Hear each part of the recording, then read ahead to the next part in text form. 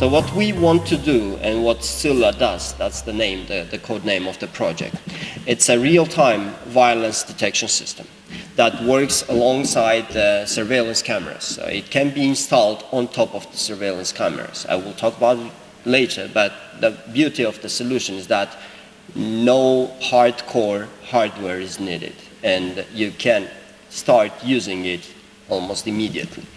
And the mission is to detect the acts of violence. The mission is to detect the usage of weaponry, etc., and to alert the respective forces as soon as possible, ideally in real time. Thus, we save the time, and special forces can act, plan the action and act immediately, minimizing the damage and casualties caused by this event. With 25 FPS camera, an average camera, you get almost 1 million frames a day within 8 to 10 hours of busy working day.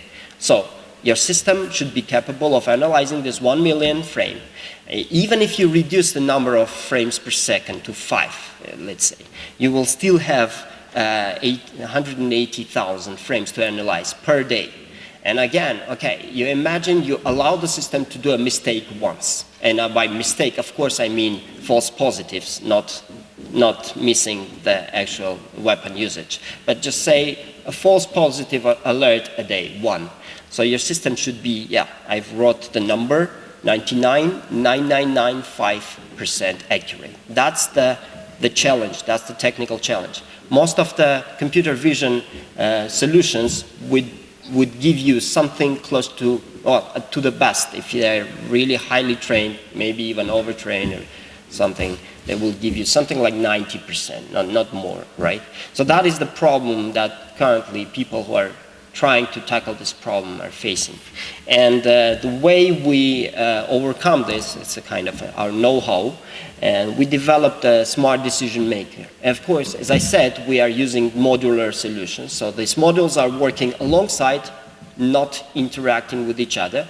Both of them, the image object detection and violence detection, video detection, they give out their own results.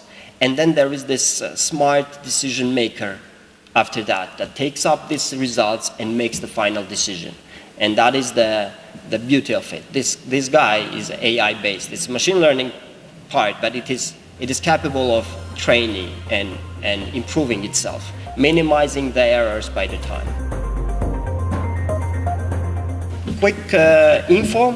So again, the beauty of the system is that, in principle, an average user does not need to install anything above that what they have.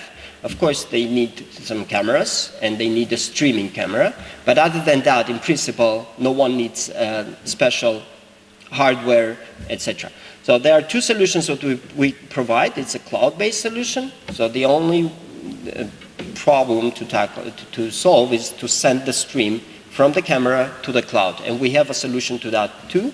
We have components, they are called middleware, so they can take the stream and send it to the cloud, and then we can have it's being analyzed on the cloud, and then we get the alerts on the dashboard. Not we, but the special forces. Or if you are concerned about the privacy, then you can also install it on your own local server. So for some solutions, they already have the cameras distributed. For example, Dutch railways or German train system, they already have the security cameras. They will use it in-house on their own servers. And again, I'm emphasizing, one does not need any additional costs. You can have the stream sent to you just pay per month. It's a per month subscription per camera, etc. Send it to the server, and you will get the alerts on your mobile.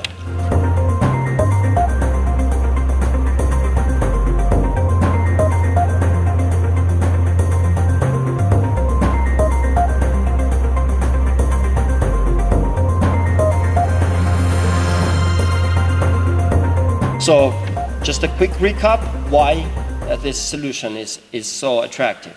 First of all, it detects on its own autonomously the suspicious behavior and usage of the weapon. Second of all, it's a real time. There is no, almost no lag between the detection and then the alert that you get. It's autonomous, 24/7. No need for it works all through the days. It's a scalable. You don't need persons to watch. I mean, one person with the usage of this system. Of course, still human moderator is needed.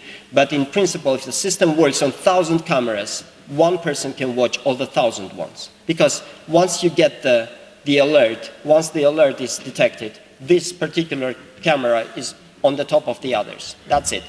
One person, 1,000 cameras. This is the scalability. And of course, the minimization of the human factor errors. Yeah, a person can fall asleep, he goes, he leaves his workplace, etc., etc. The system will not. And of course, the last but not the least, privacy respecting.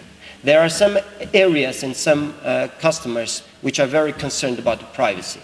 Well, just to put it simply, maybe someone needs security camera in a bedroom. Of course, no guard will be watching that, but the system like this can be installed and will watch. And in some particular rich clients, let's say, in Beverly Hills, they were very, very interested in this because, again, they are very concerned about privacy, but this solution does not need a person.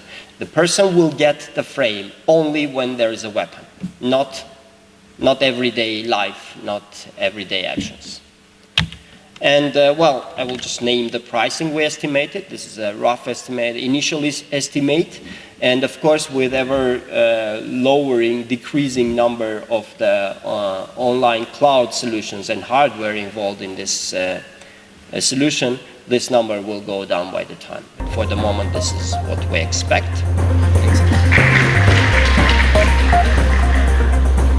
The product is developed outside in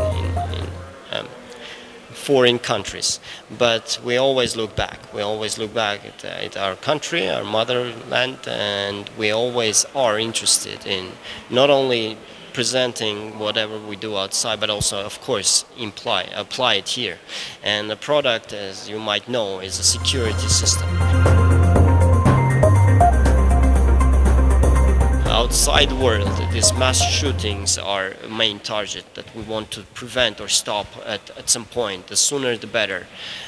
In our country, of course, there are issues related to defense that we have already preliminary agreements to work in collaboration and adjust our product for the defense systems, AI-based defense systems. So it was a very nice opportunity not only to present our product, but also to see what is being done in our country in this field, to see that bright minds that work on this field and this prospering AI, machine learning, computer vision, these new words, new fancy words also, but very capable words. All right. So it was very nice to present that, and I'm looking forward for collaboration or any possible applications in our country, in our motherland.